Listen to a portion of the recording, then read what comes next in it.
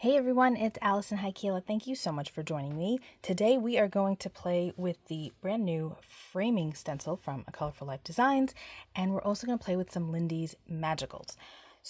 And you're actually going to see a bunch of projects that I make with Lindy's this month because I've been in the mood.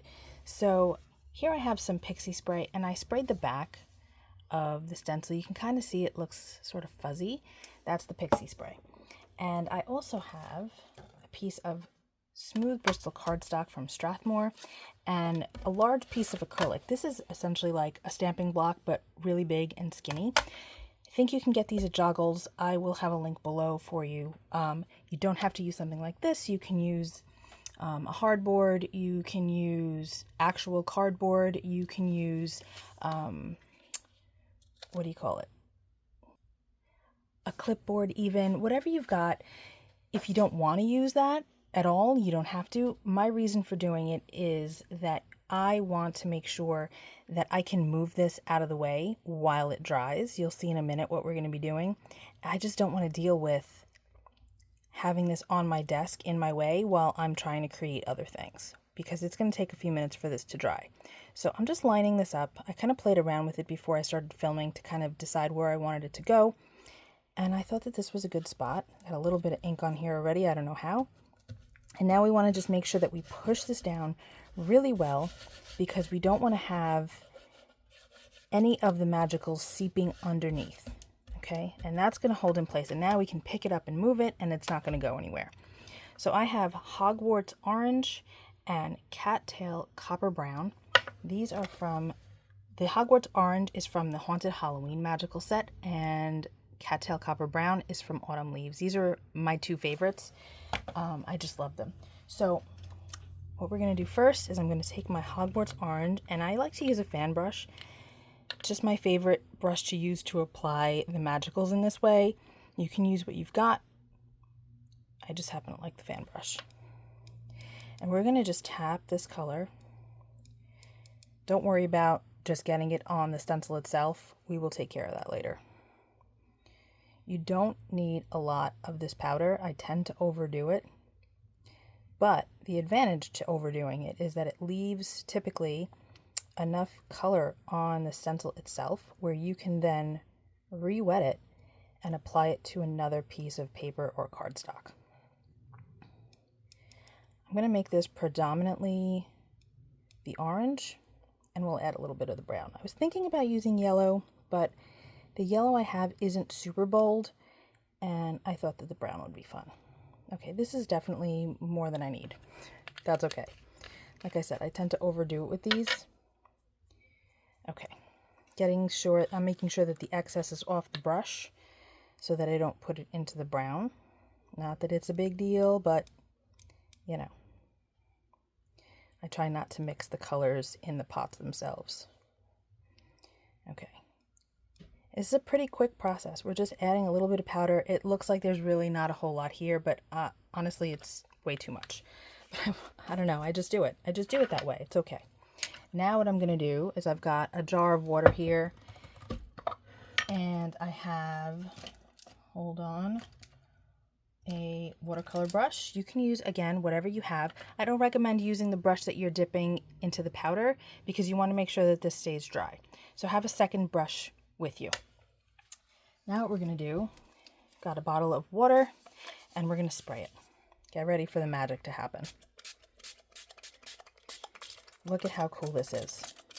Do you see all of the colors kind of popping out? Look at that. There's pink and yellow. You wouldn't think that that's going to happen if you haven't worked with powders like this before, but that's one of the cool things about it. I need to refill my water bottle. Okay. We just really want to get a good amount of water because we want to break up the powder. See how it's a little chunky? I honestly don't mind when that happens. Sometimes I leave it like that, but in this case, I think I want to break it up. Okay, so now I've got my brush. I'm just dipping it in some water. It's not really necessary because this is so flooded. And I'm going to just fill in all of the open areas. See how there's a lot here? That's fine. We can just grab it and move it over.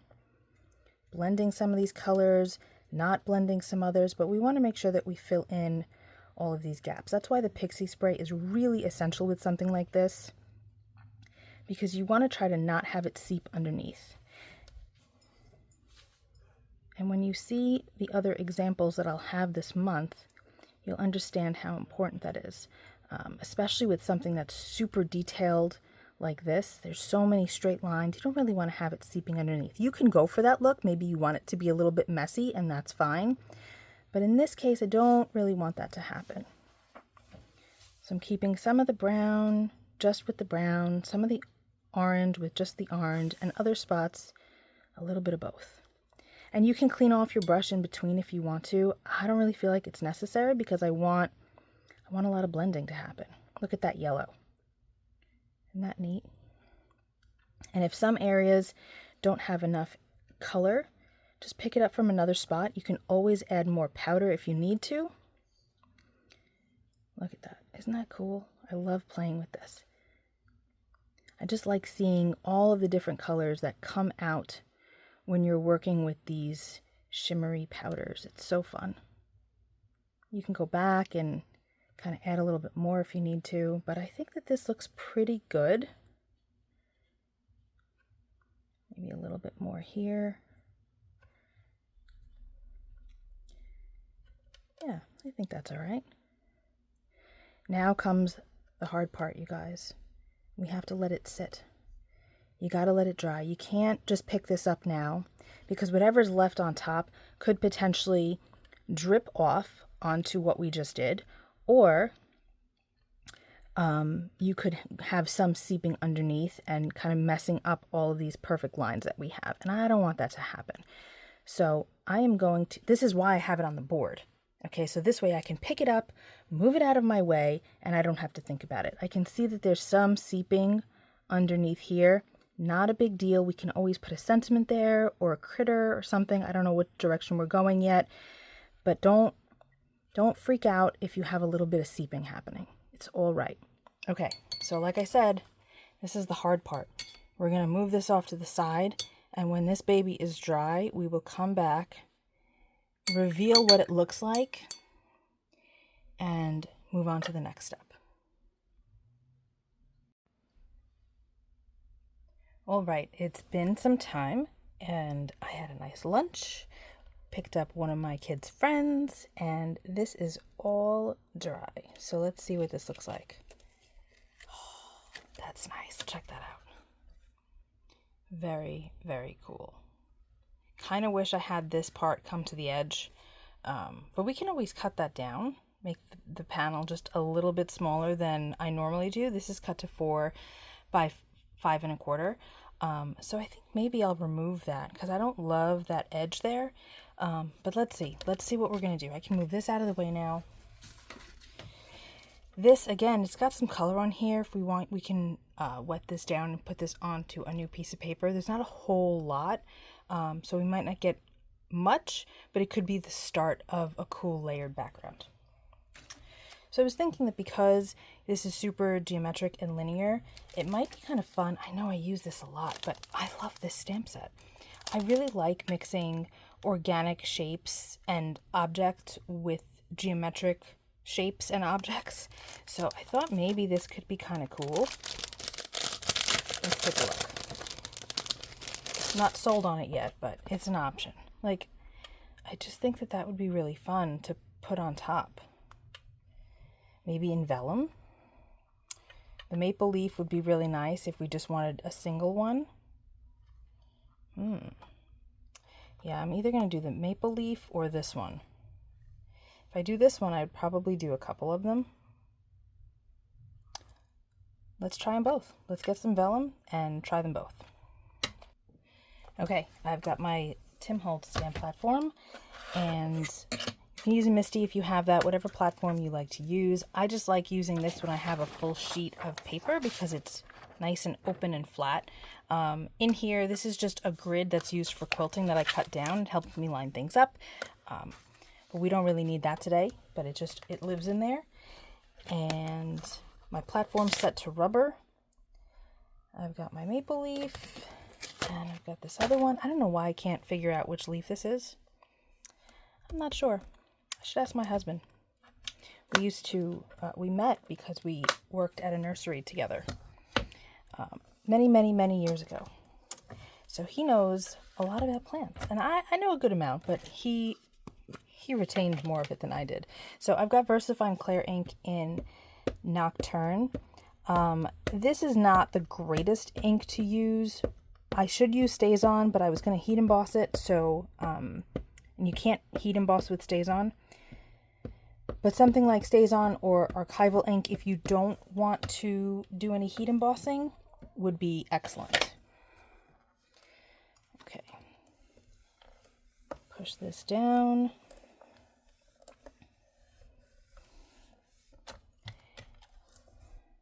Need to just get that spot a little bit better. But I don't think that we need to re-ink this. I think that we're okay.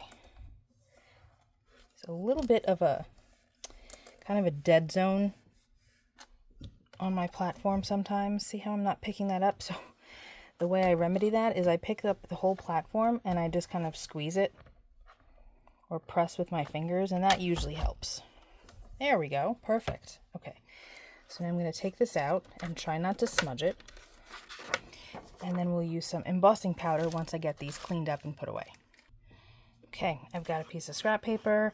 I've got some black embossing powder from Imagine. Use what you've got, guys. You don't have to use the exact powder or the exact stamps that I'm using. Whatever you have that you want to work with is just fine.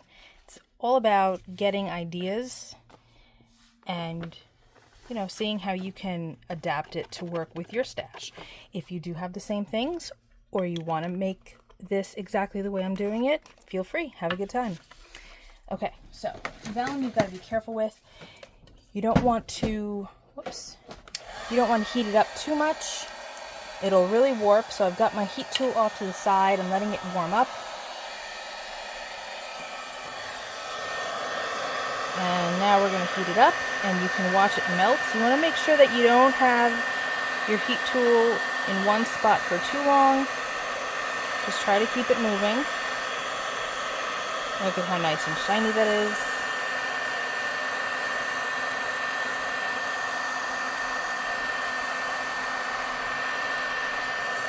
All right.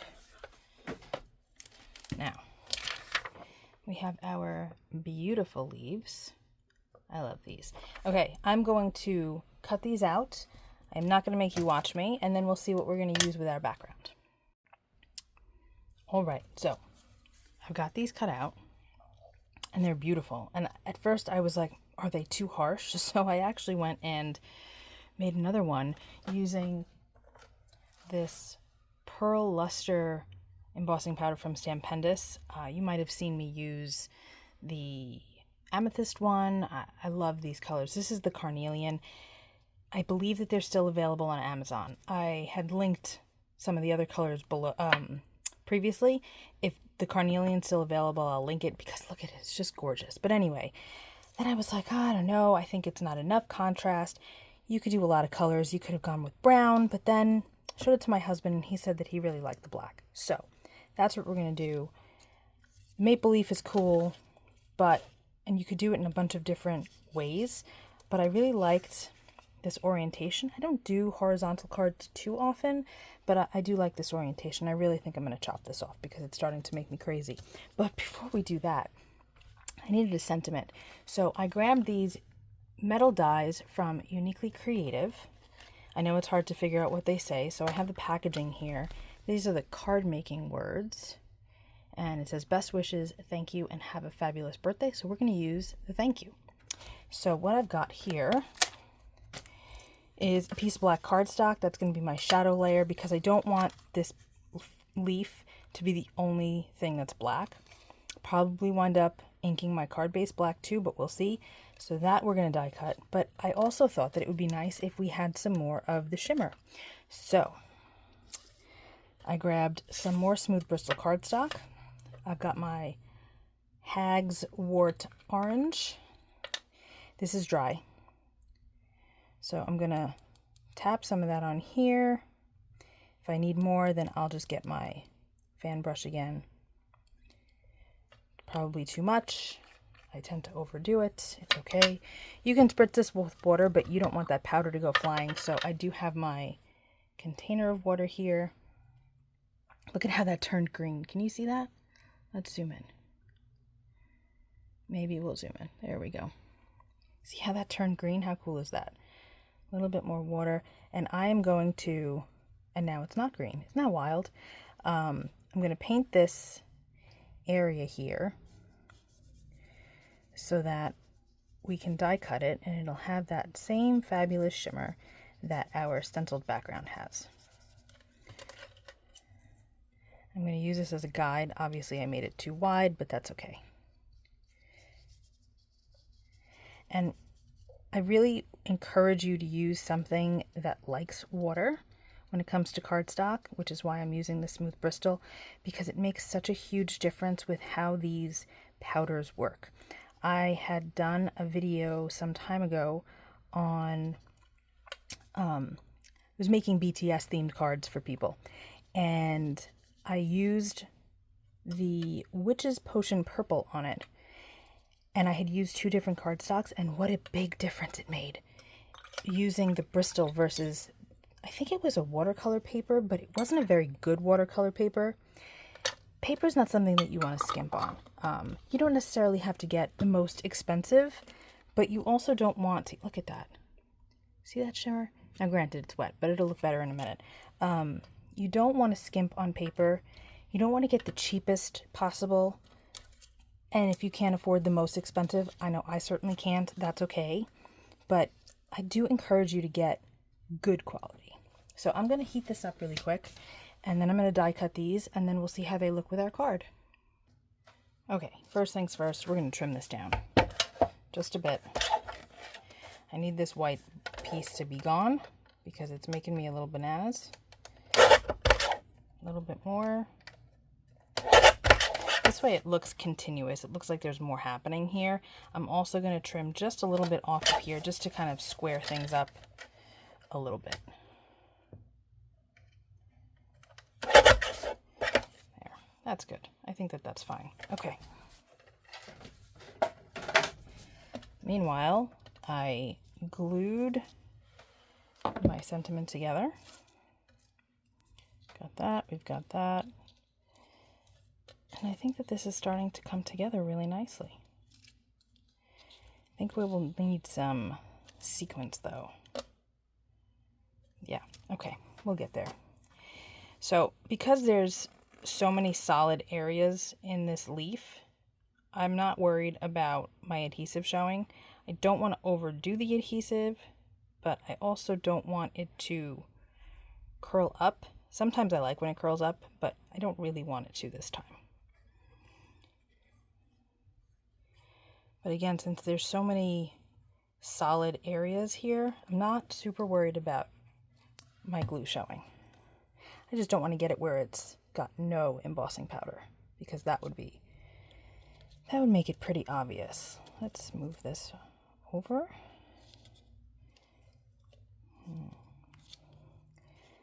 Now I'm struggling getting it placed how I want it. Okay, I think that's okay. And then this can go here. We can even overlap it a little bit, kind of ground the 2 pieces together. Yeah, I like that. Let's get this on here, keep that with some weight on it. This is just barely Art's glue.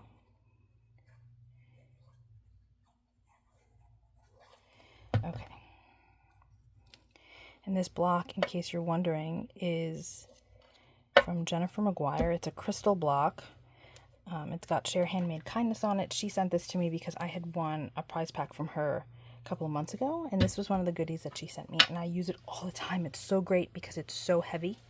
I love it. Okay, now we need some sequins, so I'm going to grab some of that. Alright, so I have one of the new August card blings from Color for Life Designs. This is Satin Matte Copper, and I thought it would be really nice because since we used more orange than brown with the Lindy's Magicals, I thought that pulling out that brown would be a nice effect. So now comes one of the things that I struggle with. I don't know what it is, and I know the rules of 3 with putting sequins down and all that, but I don't know. I just have a hard time with placing them sometimes. They just don't, they don't look like they just fell there. They look like I thought about it. And I don't necessarily want it to look like that all the time. But maybe I'll be able to work it out this time. I've got my little skull tray here from Twiddler's Nook. It's a woman-owned business. They make some really cute 3D printed things, other trays like this. I use this guy all the time. I think it's fun. Let's see. Just want to kind of have them scattered about. Keep your eye sort of moving. Do I want another one in here? I think I do. Do I like it? Maybe.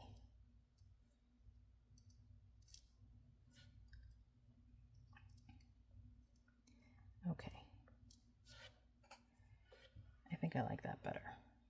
In more of the white space, because I like what's happening right there.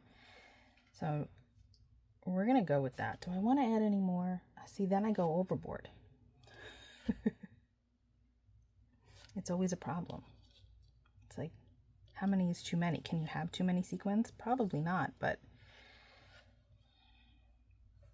I don't know. I don't think it needs it. We'll see. Let's put the rest of them on. So I have On Point glue from Imagine. This is the glue that I always use when I am putting sequins onto my card panels. I hold the glue in this hand, my placing tool in my left hand, and then I have my pokey tool also in my right hand. So this way I can pick up with the left, maybe. There we go. Add some glue, push it down, and then the pokey tool helps to release it from the jewel picker. Makes it much easier. Sometimes they just don't like to let go of the jewel picker. There's different kinds out there. This one has wax on the end. But I find that no matter which one I use, sometimes they just don't want to release. So having that pokey tool also in my right hand really helps. And there we go. Yeah, I don't think I want to add any more. I like to tap this down, make sure that the glue gets out of the nozzle if possible. Make sure you close that up so it doesn't clog. Okay, let's get our card base. All right, guys. You know I'm not leaving that white. No way. We're going to make that black. So I'm going to grab my Versamark again. Not Versamark, excuse me. VersaFine Clair. This is the best black, you guys. If you don't have it, you got to get it. It's so black. Not quite Vanta black, but pretty darn close. That's me being an artist snob. Vanta black. If you don't know what that is, look it up. It's pretty cool. Okay. I'm going pretty heavy and thick with this border because remember, we trimmed that panel down a bit. So it's not going to be just 1/8 of an inch all the way around. It's more than that. You could also use a black card base. The disadvantage is, sometimes people don't have a lot of black cardstock that they want to use for card bases. B, then you'd need to either use some type of gel pen or Posca pen to write on the inside, or you can use like a white panel. But then that's like an extra couple of steps. So I tend to just do it this way. Okay. How are we doing? Oh, I like it. Need a little bit more right here.